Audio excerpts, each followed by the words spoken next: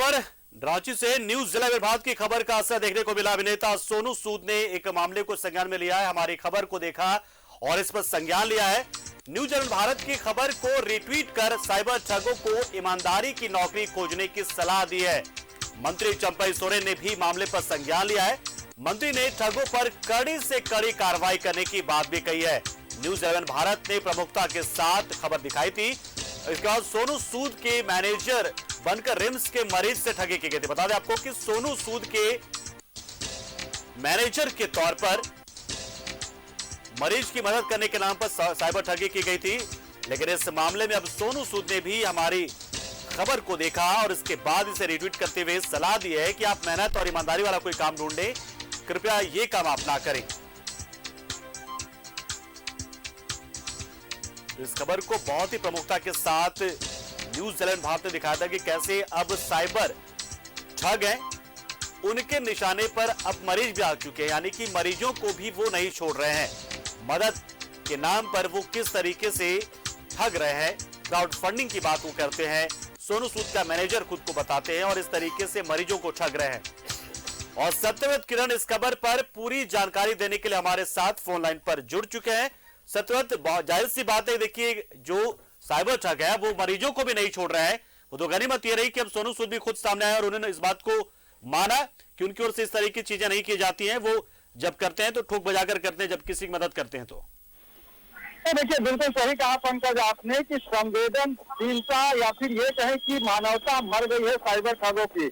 हमने कल prime time में दिखाया था कि रिम्स का एक मरीज जो पिछले 6 महीने से हड्डी रोग विभाग में भर्ती है और रिम्स की कुव्यवस्था के कारण उसके परिजनों को ट्विटर पर सहायता मांगनी पड़ती है और उस सहायता के रूप में जो कुछ शैतान है जिनकी मानवता मर गई है और जिन साइबर अपराधियों के लिए सिर्फ और सिर्फ पैसा लूटना ही उनका मकसद है, मरीज से 50,000 रुपए जो है वो उसके पेफोन से उड़ा लिया जाता है। और इस बात की जो है वो सोनू सूद का मैनेजर अपने आप को बताता है जो साइबर ठग ने 50,000 रुपए लूटे थे। और उसके बाद जो है खबर को संज्ञान लेते हुए खुद अभिनेता सोनू सूद ने न्यूज 11 के खबर को ट्वीट किया और साथ ही उन दलालों को, उन ठगों को यह निर्देश दिया कि वो ईमानदारी से नौकरी कर ले।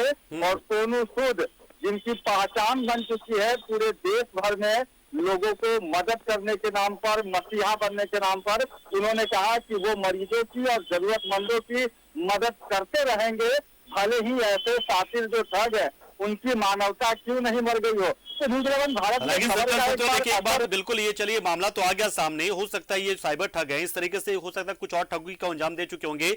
तो सोनू सूद के जो मैनेजर जो ये काम करते हैं वो कैसे आश्वस्त होंगे लोग की जो फोन आया उनके पास वो सही फोन आया हुआ है, इसको लेकर क्या कुछ सोनू सूद करेंगे क्या? देखिए, सोनू सूद ने फिलहाल लोगों को भी अवेयर किया है, जागरूक किया है कि इस तरह से ठगों के चक्कर में नहीं पड़े। भले ही सोनू सूद लगातार जरूरतमंदों की मदद करते हैं लेकिन उनका अपना एक उचित प्लेटफॉर्म है और दूसरा पे जो ठग है जो कि सोनू सूद फाउंडेशन के नाम पर और अपने आप को सोनू सूद का मैनेजर बताकर रिम्स के मरीज के साथ जिस तरह से ठगी की गई है, तो वैसे में सोनू सूद ने लोगों को अवेयर किया है, जागरूक किया है। और साथ ही न्यूज 11 भारत लोगों को जागरूक करता है कि किसी भी बड़े सेलिब्रिटी के नाम पर किसी भी साइबर ठग के चक्कर में नहीं फंसे। न्यूज 11 भारत ने प्रमुखता से खबर दिखाया था।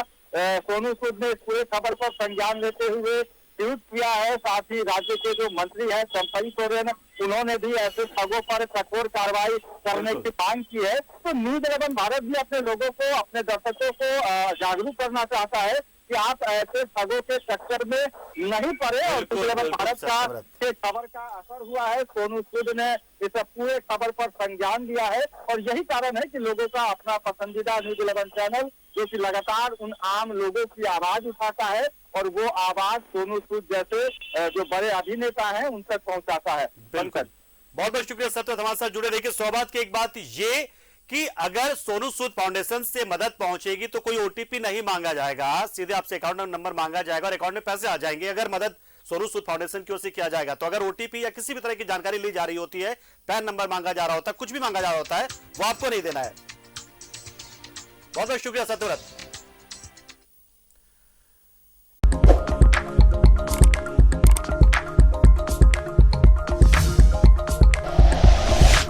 Like and share videos, subscribe करें हमारा चैनल और प्रेस करें बेल आइकॉन। न्यूज़ 11 भारत, सच है तो दिखेगा।